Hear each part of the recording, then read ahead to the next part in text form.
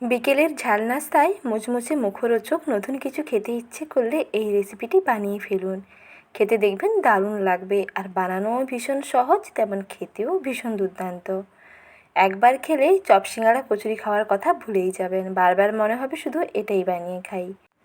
তাহলে দেখে নিন আজকের সহজ রেসিপি। নমস্কার বন্ধুরা, সাথী কিচেনের নতুন রেসিপিতে আপনাদের সকলকে স্বাগত জানাই। আজকে বানিয়ে দেখাবো সয়াবিনের মুইঠা পকোড়া।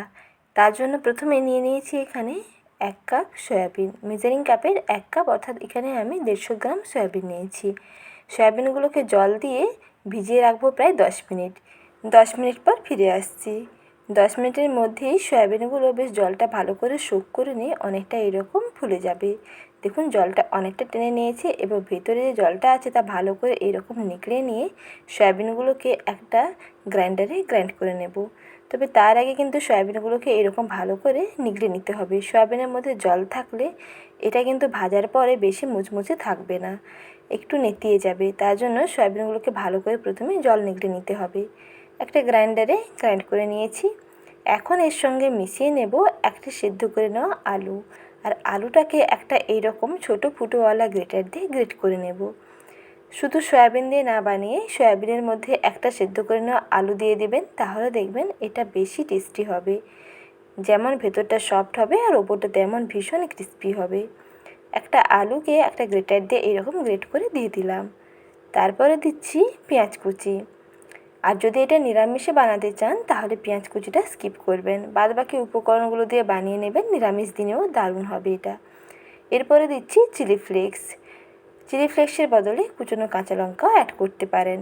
অল্প একটু দিচ্ছি ছোলার ছাতু, আর দিচ্ছি অল্প কর্নফ্লাওয়ার। একটি চা চামচের মাপ করে 1 চামচ থেকে 1.5 চামচ কর্নফ্লাওয়ার দিলেই হবে।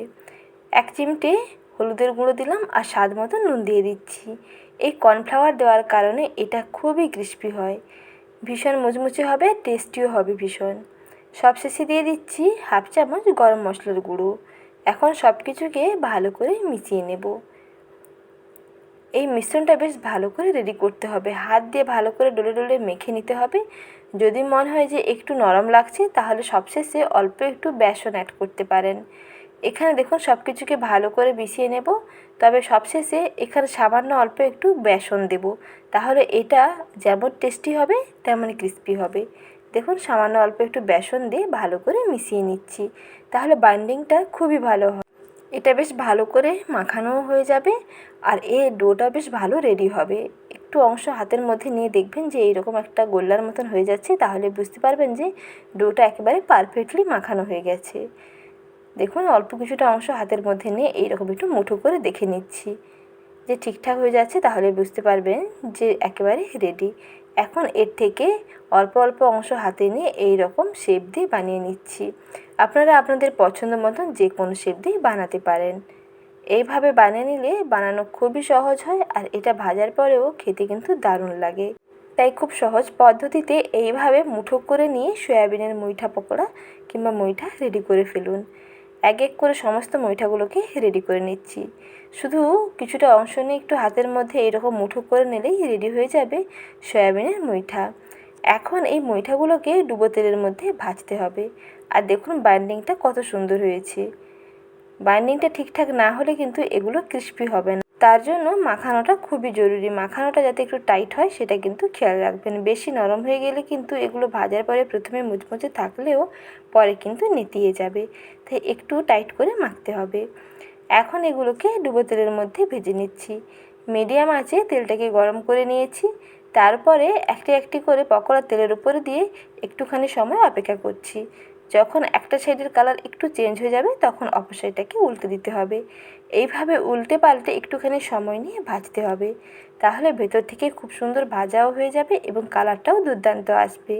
তার জন্য কন্টিনিউয়াস এইরকম হাতাটা দিয়ে নেড়েচেড়ে রাখতে হবে, যাতে একটা দিক বেশি পোড়া না হয়ে যায় আবার একটা দিক বেশি কাঁচা না থেকে যায়। তার জন্য এইরকম কন্টিনিউয়াস উল্টে পাল্টে নিতে হবে, তাহলে সব দিকটার কালারটা বেশ সুন্দর একই রকম চেঞ্জ হয়ে যাবে, আর ভেতর থেকে খুব সুন্দর ভাজাও হয়ে যাবে। দেখুন কালারটা বেশ সুন্দর গোল্ডেন ব্রাউন হয়ে গেছে। এখন এগুলোকে তেল থেকে তুলে নিচ্ছি। আর এই পকোড়াগুলোকে তেল থেকে তুলে নিয়ে একটা কিচেন টিস্যুর উপরে রেখে দিন, তাহলে এর অতিরিক্ত তেলটা দেখবেন শোক করে যাবে। এখন একটি প্লেটে সার্ভ করে নিচ্ছি। কত সহজে দেখুন রেডি হয়ে গেল সয়াবিনের মুইঠা পকোড়া। খুব ইজিলি বানানো যায় আর খেতেও দারুণ লাগে। বিকেলে ঝাল ঝাল মুচমুচে মুখরোচক কিছু খেতে ইচ্ছে করলে সয়াবিনের এই রেসিপিটি বানিয়ে দেখতে পারেন। খুব সহজে বানিয়ে নেওয়া যায় আর খেতেও দারুণ লাগে। তাহলে আজকের সহজ রেসিপি কেমন লাগলো কমেন্ট সেকশনে জানাবেন। ভালো লেগে থাকলে লাইক শেয়ার এবং সাবস্ক্রাইব করবেন। আজ এই পর্যন্ত, ভালো থাকবেন। দেখা হচ্ছে নেক্সট ভিডিওতে। ধন্যবাদ।